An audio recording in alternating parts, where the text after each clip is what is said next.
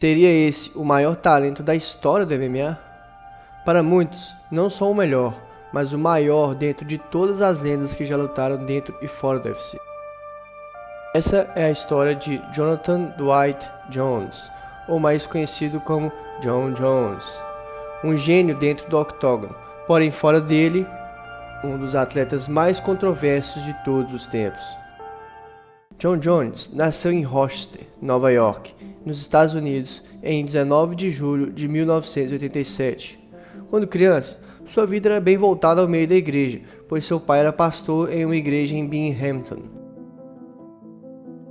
Arthur, pai de Jones, o desencorajou bastante a não seguir carreira como lutador, e sim como pastor, mas Jones não foi por esse caminho. Algo que é bem comum para jovens americanos é a iniciação em esportes já desde o início, como o wrestling, e para Jones não seria diferente.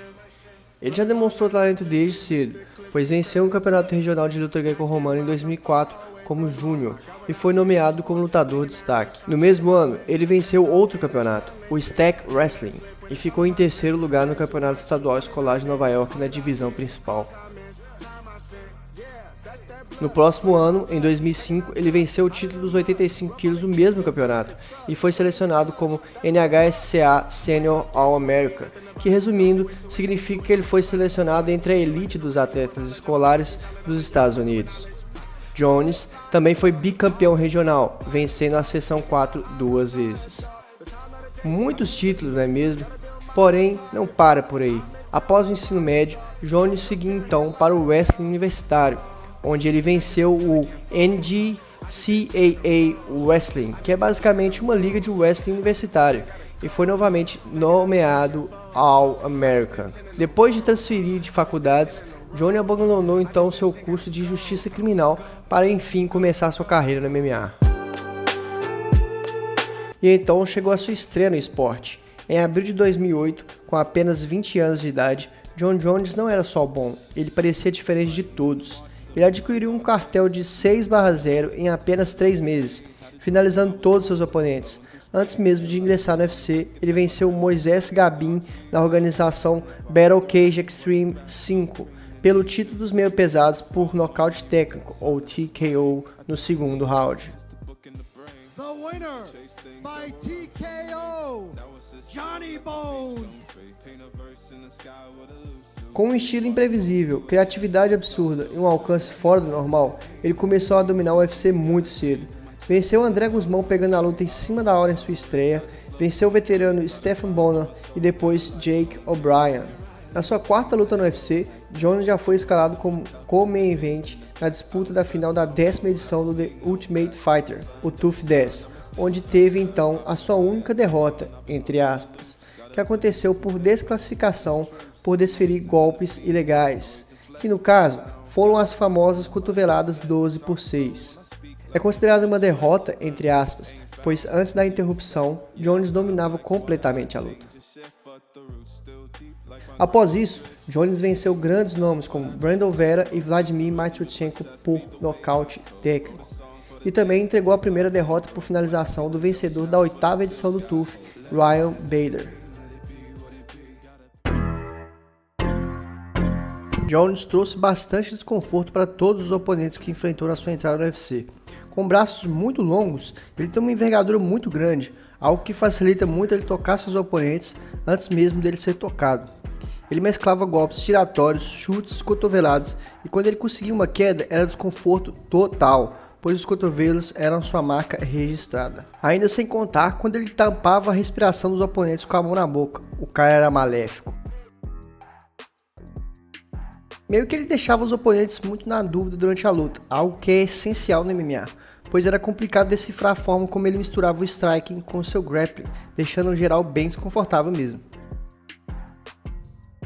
Com essa ascensão sinistra, em 2011, Jones recebeu uma grande oportunidade. Uma luta pelo título dos meio pesados, pois após seu companheiro de treinos, Rashad Evans, sofrer uma lesão no joelho e não poder lutar contra Mauricio Shogun pelo título, Jones recebeu a chance e ele não deixou a desejar, nem um pouco mesmo. Jones destruiu o então campeão Mauricio Shogun, Com uma joelhada voadora, Shogun colapsou após muito dano recebido, e Jones, com apenas 23 anos, conquistou o cinturão dos meio pesados e um recorde que até então não foi batido, título de campeão mais jovem da história da organização. Jon Jones agora, como campeão dos meio pesados, continuou aniquilando seus oponentes da forma mais brutal possível. Na sua primeira defesa de cinturão, entregou a Keaton Jackson, estrela do Pride, sua primeira derrota por finalização, e também a Lyoto Machida, com a famosa guilhotina que deixou todo mundo assustado. Jon Jones continuou acumulando vitórias incríveis contra nomes impressionantes, como logo então seu antigo parceiro de treinos, Rashad Evans, Vitor Belfort e Chael Sonnen, até em 2013 encontrar Alexander Gustafsson. Um lutador com porte físico parecido com o seu, para muitos a luta mais complicada de Jon Jones. Ele sofreu muito dano, mas no fim venceu a luta por decisão, e tanto ele quanto Gustafsson entregando uma das lutas mais incríveis de todas. Após isso, ele também derrotou o grande Glover Teixeira. Depois de várias complicações na revanche contra Gustafsson, que até então foi a sua luta mais difícil, Jones recebeu um novo oponente no lugar, Daniel Cormier, e deu início a uma das maiores rivalidades dentro do esporte, que é inclusive uma história que a gente vai rever várias vezes durante a trajetória de Jon Jones. Jones venceu por decisão unânime numa luta bem difícil e bastante competitiva, mas ele acabou testando positivo pelo uso de cocaína. É isso mesmo que você ouviu, meu amigo. Preciso interromper essa jornada que até então estava impecável, para dizer que nem tudo são flores. Dentro do octógono, uma máquina, não é mesmo? Mas fora dele, nem tão máquina assim. Jones começou a se envolver em uma série de polêmicas fora do esporte, problemas com a lei, comportamento fora de controle e decisões que colocavam tudo em risco. Sua primeira polêmica forte aconteceu em 2012, onde Jones foi pego dirigindo alcoolizado. Ele bateu seu carro em um poste e acabou sendo detido pelas autoridades. Mas já em 2015, Jones cometeu um erro que marcou sua carreira para sempre. Ele se envolveu em um acidente de trânsito e simplesmente fugiu do local. E o pior de tudo, a pessoa ferida era literalmente uma grávida. Isso mesmo. Isso acabou lhe custando uma suspensão do UFC e também perdeu o cinturão dos meio pesados. E também custou caro para sua reputação. Apesar de toda a glória que mencionei antes, Jones estava definindo uma imagem de si muito negativa, se envolvendo em polêmicas atrás de polêmicas fora do cage, um comportamento bastante questionável e até com alguns crimes envolvidos. Parecia que existiam dois Jon Jones, um gênio dentro da luta e outro completamente imprevisível fora dela. Após sua suspensão e tendo seu cinturão tomado, Jones foi substituído por seu então rival Daniel Cormier, após o mesmo derrotar Anthony Johnson pelo título dos meio pesados que até então estava vago.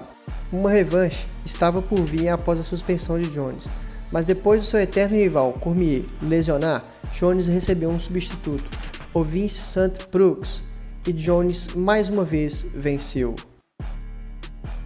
Em 2016, a revanche era inevitável.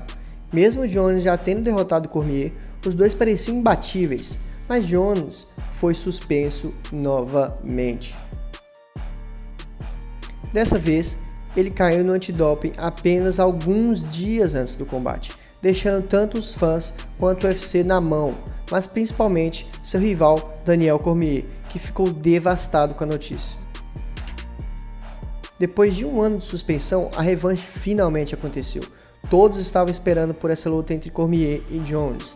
Após grande confronto, aos 3 minutos e 1 segundo do terceiro round, Jones nocauteou Cormier com um chute na cabeça e assim retomou seu título dos meios pesados.